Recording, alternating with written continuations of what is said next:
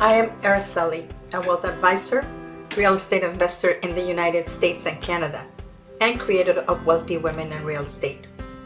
Every week, I meet with Colette, a real estate broker and a real estate investor in Canada.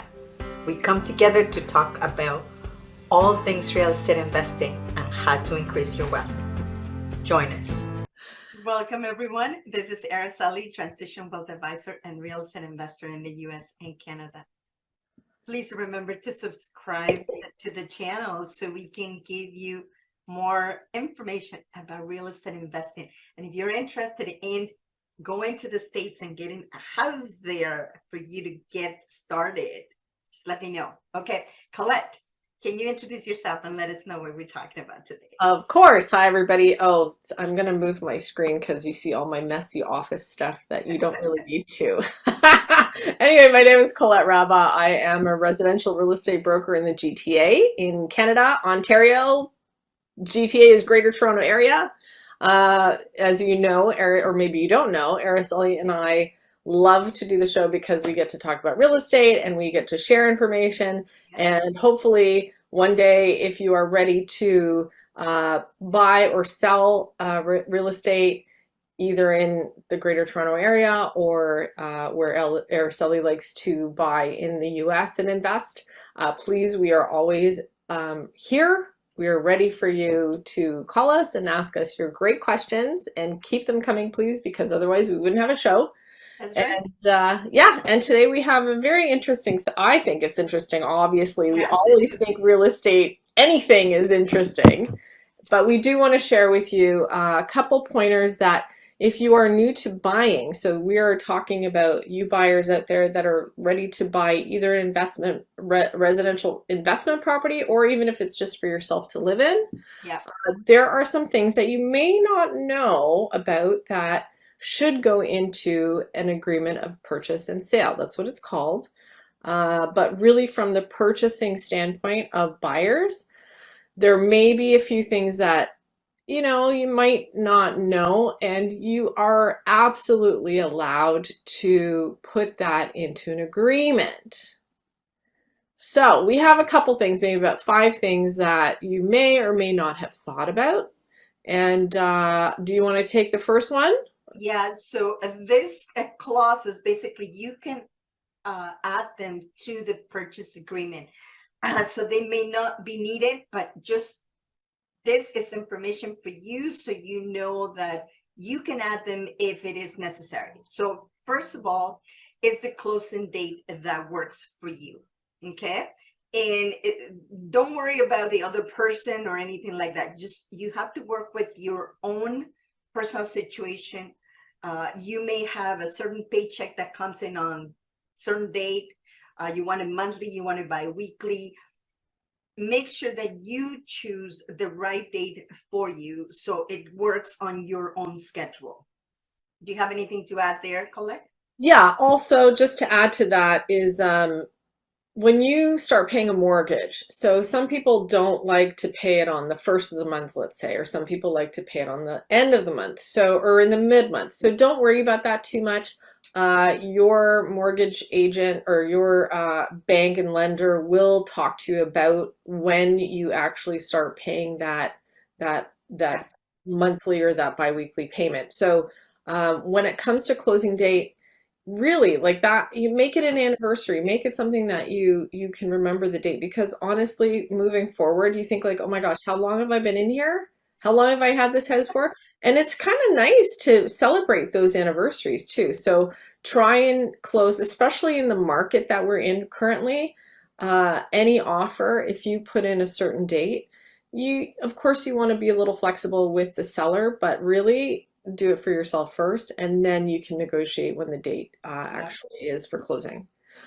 So number 2, they're not all clauses. So any agreement, the one thing, to go back to closing date, the one thing that you need with any agreement is a time stamp, and you need to know when the offer expires, but also closing date. So I just want to put that in. You need to write a closing date in. Like that's just to be clear, you have to. You have no choice. Yeah. So number two, so this is a clause. It's about inspection, and everybody does in Ontario at least has the right to inspect the property. So unless you waive your right to inspection, you have the right to inspect the property so before closing. So you do want to write it in, and even more so, just to take it a step further, is to have an inspector if there's a pool, or if there's a septic system, or a secondary building, let's say. All these things you have to write in, because a normal home inspector won't even go to a septic system or go to a barn or go to, I'm talking about rural properties here. But even in a home, let's say you have a separate garage, freestanding garage. The inspector generally will not inspect that second building unless you specifically ask for it, number one, to be inspected, and number two, the inspector will actually make that arrangement with you. Correct. Some people also will ask for mold or termite, because some people are allergic to it, even if you don't suspect there is, but they want to have a report that's saying there is no mold in the house, or there's no termites or anything like that. Absolutely. And that is a separate, it's not going to be done with a regular inspector. So you need to make sure that if it's something important to you, that you can add it, or if you suspect that there could be something like that in the house. So right. And so really, just to reiterate, this is for the purchasers to feel safe and to keep them safe, to be able to walk away if the inspection doesn't work for them, or the other things we're going to talk about doesn't work for them. And you always want to be, when I'm representing people, I always like to say, I always want you to have that option to walk away. And you always want to make sure, like for me, that my client is safe, that they have that option pretty much throughout the process. Obviously, you have to make a decision to say, okay, this is it, we're satisfied and we want to move ahead. So you do have to sign off eventually. But in this case, when it's during the time of negotiating and inspection and things like that, you do absolutely want to write all that in to keep the buyer safe. Okay, so number three, what do you got for me? okay, so this one is relating to any maintenance of the house that has been done. So some people, they decide, like right now I'm redoing an entire property, so I know that within this month everything will be done. But if you're doing things in stages, like people do their windows and they replace the furnace, or even the maintenance that you do on an ongoing basis, like the furnace needs to have the filter change, and some people are very detailed about that. So if you can request that, that would be great, because some of the stuff like windows, for example, they have 10 years, 15-year warranty that it can be transferable to you. The same with the roof. And then you'll have the company's name in the case there is a problem. You can always go back to it. The same with the furnace, air conditioning, even some of the appliances that are in the house. So make sure that if the seller has all of that data, to pass that on to you, because that could save you a ton of money. Absolutely. I love this one, and I can't reiterate how important this is. And as a homeowner, honestly, I forget when I did, what did I do? When did I change the furnace? So I'm a homeowner, and I remember doing this for my very first house because I was very house proud and I really wanted to remember. So I actually bought myself a little a book from the dollar store, and I wrote down dates and what was done. So we did the renovation in, let's say, 2018. We changed the furnace in 2020. So I wrote all that stuff down, and then that way I could go back and look for the paperwork in my files of invoices and stuff like that, and then keep it with the purchase or the sale of the house. Yeah. So as a homeowner, you always want to kind of remember, like, when did I do that? What's the warranty? So my husband was great with that too. He always, I would say, when did we do that? And he's got this great memory. So I didn't have to, but instead of relying on that, just get yourself a little book from the dollar store, write down things, even calendars. Oh my God, it takes me forever to go through calendars. Yeah. So I know this is my house book. I call it my house book, or, whatever, the address of the house, whatever you want to call it. It's just a good reference for you to have it, and then you can leave that with the new homeowner too, and they can do their own referencing or figure out, even if it's not under warranty anymore, you know Yeah, when it that's was right. done. So at least they know what it was before, like what you did. If they want to repair it or change it, that's up to them. Yeah. Another thing that I do a lot is take a lot of pictures, because the pictures already have the date. Yes. Then Yeah. you can remember, oh my God, when was this done, right? And then you can take stages on how, and it's also proof for you or the buyer that you have completed the repair, if that's what they're looking for, in the case Yeah. there is any issues, right? Of course. So you may want to have some pictures. Now everybody has a smartphone that you can take lots and lots of pictures. I'm picture happy, so I'll take pictures and videos all the time. So You know what? That's a great tip. I love that. And honestly, you forget. You think you're going to remember everything because it's such a big process to renovate something or to change a roof or whatever it is. You forget. And then what I liked too when you were saying about who does the replacement or the repair, like that's always good. Even if the warranty is over, those people who take pride in their work will come back and service, let's say the furnace or something else. Obviously, they'll charge you, but it's the one person doing the work, and you want them to see the progress of what's happened with their work. So always write down who you've used, even if you no longer or you haven't talked to them in a long time. yeah. I think that's a great tip. Okay, so what are we on Number number four. 4? Okay, clauses. So this is something that even if you think you don't need it, I always like to write in a clause that states upon lawyer's approval. So the way you write it, obviously, if you're using an agent, they'll have a clause to write it in. So why you write this in is because you don't know what you don't know. I can't see what I can't see.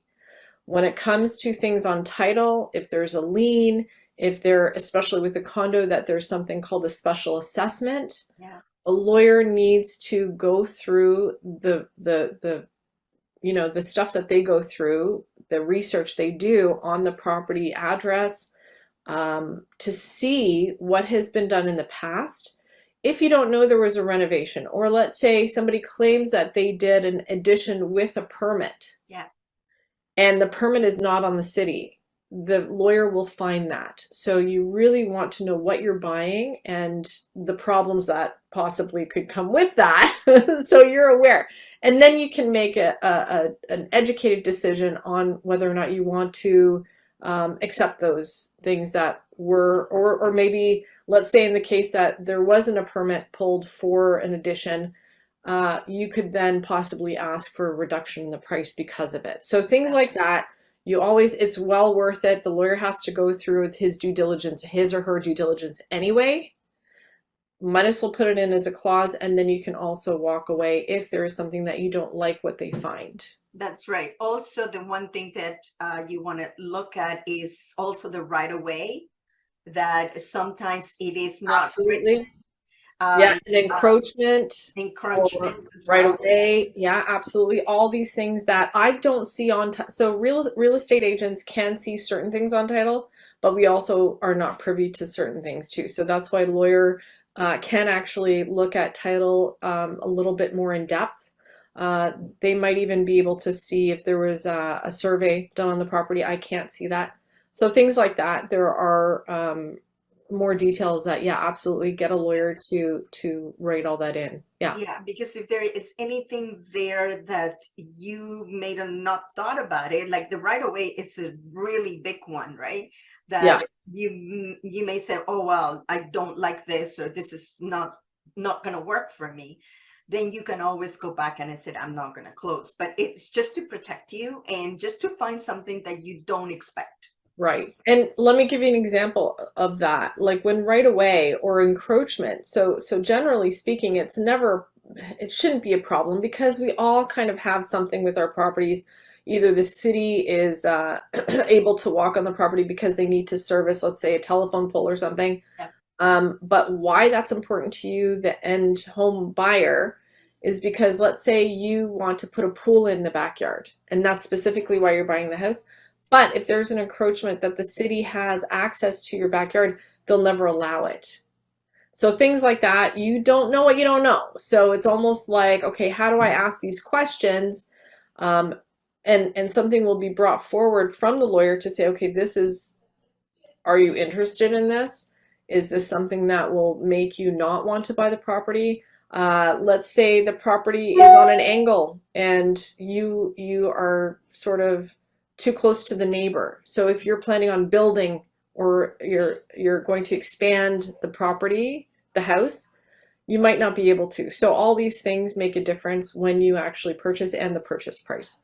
Yeah. So get all that when you actually can still change it. That's the most important thing. Yeah, especially if it is important to you. So, and it's going to prevent you from doing something like this, like the pool. I think that would be very important. Right, right. Or just an addition too, where I've had that where I've sold a property and then they came back later and said, "Oh, well, we can't put an addition on." I said, "What? Whoa, too late. Sorry. You already bought it based on what was there. That was not a condition. You can't go back. You can't, it's too late." So those are things that you really want to uh, talk about too. Don't be afraid to talk to the other agent about it, the selling agent, to say, what do you know about the property? Have they ever wanted to do something, put an addition on the house or something like that? So you can always ask. If the listing agent doesn't know, can't answer your questions, then the lawyer will be able to, and before you've signed on the dotted line. So number 5, what do you got for us? Okay, so number 5 is don't be afraid to ask for things that they're not really the norm. Like if you have a broken window, just make sure that you put it in there. Make sure that this window is fixed before I move in.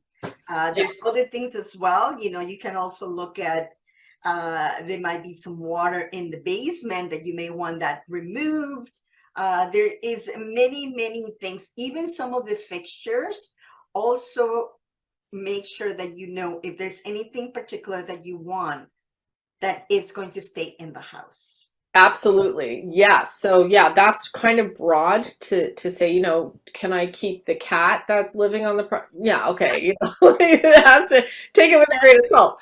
Yeah. But absolutely, the biggest thing is knowing the difference in a case like this, or you know, yeah, there's repairs you can ask for, there's furniture you can ask for. The one thing that you have to be very careful, and I always like to do this and tell my clients, when you go especially into bathrooms, this is a really good example of this. When there's a mirror hanging in the bathroom, don't expect it to stay, because if it's just on a nail and somebody can pick it up and remove it, then that is not a fixture. It is easy to remove, and it's just like a picture. The difference between a picture frame and a mirror. Bathrooms are one of those things where you think, okay, well, it's there. It's glued to the wall or something, and you take it for granted. Don't take it for granted. Write it all in. Even kitchen islands, that's the other thing too. If somebody can pick up the island and move it, it's not attached by electrical or plumbing, they can. You might move in and you have a space in the kitchen. Right. So whatever you're not sure of, write it in, especially things that if you're questioning it, absolutely write it in. Yeah. Sure, that's easy. It's better because, you know, like you said, in the bathroom, if there is a specific, they might have got the mirror specifically for that, but if it is easily removable, you may not get the same view, you may not get, say, the same finish. So you just want to make sure that if it looks like it might be easily removable, to say, can this stay? And you can ask for it, right? So, absolutely, yeah. Same thing with, like, if you think of TVs that are mounted on the bracket, technically they have to leave the bracket. Curtain rods, technically they have to leave the curtain rod, but they can remove the curtains. So always ask for, if you want those curtains, write it in. If you want that TV and the bracket, write it in. They can always say no, but then you're clear on if you're getting it or you're not getting it. There's no question. You don't have to fight later. Absolutely. And you just don't want to be surprised at the last minute coming into the property and I said, wait a second, you know, this had this big thing here and now it's not here. What happened, right? Absolutely. And appliances too. Not to scare anybody, but you can write in the appliances to the degree of their make and model and even their serial number on it to keep yourself safe so Yeah. people won't swap it out Most with something inspectors would cheaper. do that. Most inspectors will actually come in and take a picture of the serial number to make sure that it's the same appliance, that it's working and so on, right? And Absolutely. like we said before, make sure that if they still have some kind of warranty or service that they purchased, that you can get a copy of that so you can continue on with it. Yes, So absolutely. so that's it. So these five things could really make a difference when you are negotiating and make sure that you're getting what you want in the property that you're buying. So just to recap, the first one is make sure that you have a closing date that works for you. The second is the inspection clause, include things like pool. Anything that is not included may also be some termites or mold inspection if that's required by you, by your health. Number three, ask for maintenance reports and when the addition or anything was changed, like windows, furnaces, and so on. And if you have the good luck to have somebody that is recording all of these, then it's even better. Number four, make sure that you have a clause in your agreement that says upon lawyer's approval, because you don't know what you don't know and you want to make sure that you're safe and you have a way out if there is anything that you don't like. And the last one is don't be afraid to ask for things that are that you think that may not be left in the house but you want. And even if it's something like it's a piece of furniture that you really love in that place, that it fits well, you can always negotiate. Everything is negotiable, but it has to be written in the agreement. Okay, Absolutely. Yay! That's so great. that's it. Thank you so much for watching, and I hope this helped you in your next transaction. So please tune in, make sure to subscribe, and I will see you in the next one. Thanks for joining us, everyone. Thanks, Colette. Bye. Thank you for being here on the show.